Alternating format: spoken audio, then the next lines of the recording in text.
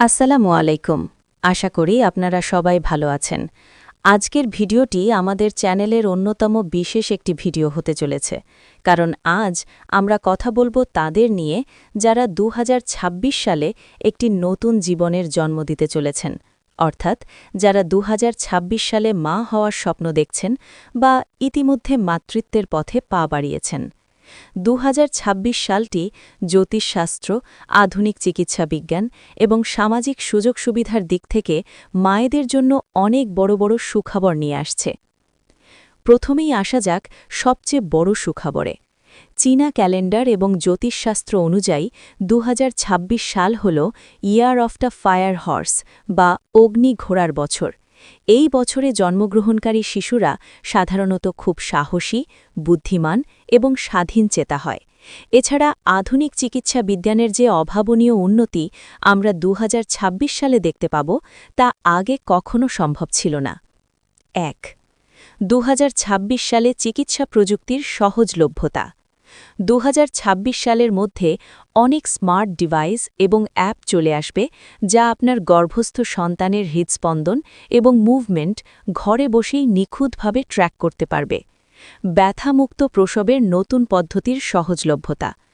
বর্তমানে এপিডুরাল প্রচলিত থাকলেও ২০২৬ সালে আরও উন্নত এবং পার্শ্ব প্রতিক্রিয়াহীন পেইনলেস ডেলিভারির নতুন টেকনিক সরকারি এবং বেসরকারি হাসপাতালে আরও সহজলভ্য হবে।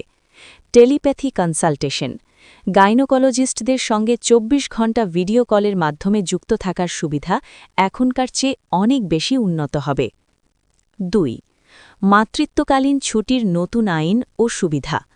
অনেক কর্মজীবী নারীদের জন্য ২০২৬ সালে বড় সুখবর হল বিভিন্ন দেশে এবং কর্পোরেট সেক্টরে মাতৃত্বকালীন ছুটির মেয়াদ বাড়ানোর পরিকল্পনা করা হচ্ছে।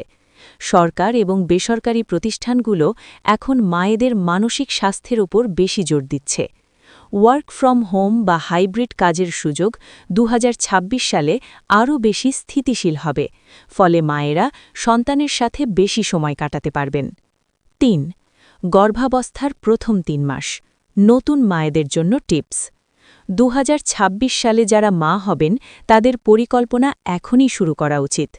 ফলিক অ্যাসিড ও পুষ্টি। গর্ভধারণের অন্তত ৩ মাস আগে থেকে ফলিক অ্যাসিড শুরু করা উচিত। এটি শিশুর জন্মগত ত্রুটি রোধ করে। মানসিক প্রস্তুতি। মাতৃত্ব মানেই শুধু শারীরিক পরিবর্তন নয়, এটি একটি মানসিক জার্নি, তাই নিয়মিত যোগব্যায়াম এবং মেডিটেশন শুরু করুন। ৪. গর্ভাকালীন ডায়েট চার্ট ২০২৬ স্পেশাল। এখনকার সময়ে খাবারে অনেক ভেজাল থাকে, তাই ২০২৬ সালের মায়েদের জন্য আমাদের পরামর্শ হল অর্গ্যানিক ডায়েট। প্রোটিন, মাছ, মাংস, ডিম এবং ডাল পর্যাপ্ত পরিমাণে খান। ক্যালসিয়াম এবং আয়রন। হাড়ের গঠন এবং রক্তাল্পতা দূর করতে দুধ এবং গাঢ় সবুজ শাকসবজি মাস্ট। জল, দিনে অন্তত ৩ থেকে ৪ লিটার জল পান করুন। ২০২৬ সালের স্মার্ট ওয়াটার বোতলের সাহায্যে আপনি আপনার জল পানের পরিমাণ ট্র্যাক করতে পারেন। ৬. মানসিক স্বাস্থ্য ও প্রেগন্যান্সি গ্লো। গর্ভাবস্থায় হরমোনের পরিবর্তনের কারণে অনেক সময় মন খারাপ বা মুড সুইং হয়। Digital detox. সোশ্যাল মিডিয়ায় নেতিবাচক খবর এড়িয়ে চলুন। পছন্দের শখ, বই পড়া, গান শোনা বা ছবি আঁকার মতো সৃষ্টিশীল কাজে নিজেকে ব্যস্ত রাখুন। মনে রাখবেন, মা খুশি থাকলে শিশুও সুস্থ থাকে। ৭. ২০২৬ সালের বেবি শপিং ও আধুনিক গ্যাজেট। নতুন মায়েদের জন্য ২০২৬ সালের টেকনোলজি বাজার দারুণ কিছু গ্যাজেট নিয়ে আসছে। স্মার্ট ক্রেব, যা শিশুর কান্নার ধরন বুঝে অটোমেটিক দোল দেবে। উন্নত ব্রেস্ট পাম্প, কর্মজীবী মায়েদের জন্য আরও আরামদায়ক এবং নিঃশব্দ পাম্প। পরিধানযোগ্য আল্ট্রাসাউন্ড সেন্সর, যা আপনাকে শিশুর অবস্থা সম্পর্কে আপডেট দেবে। ৮. বাবার ভূমিকা। মাতৃত্ব কেবল মায়ের একার জার্নি নয়। ২০২৬ সালে আমরা পেরেন্টিংয়ে বাবার সক্রিয় অংশগ্রহণ আরও বেশি দেখতে পাব। বাবার উচিত মায়ের প্রতিটি চেকআপের সাথে যাওয়া, ঘরের কাজে সাহায্য করা এবং মায়ের মানসিক স্বাস্থ্যের খেয়াল রাখা। ৯. আর্থিক পরিকল্পনা। সন্তান আসার আগে আর্থিক সচ্ছলতা জরুরি।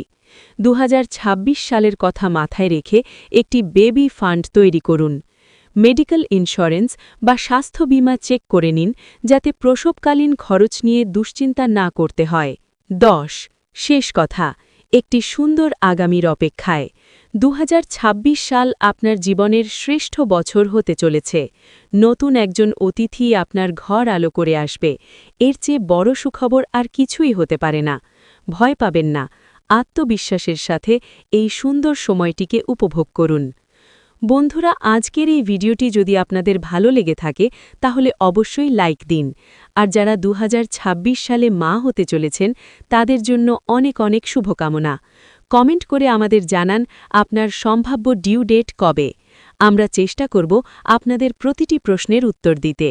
আমাদের চ্যানেলটি সাবস্ক্রাইব করে রাখুন পরবর্তী আপডেট এবং স্বাস্থ্য বিষয়ক পরামর্শ পেতে। সবাই ভালো থাকবেন, সুস্থ থাকবেন। ধন্যবাদ।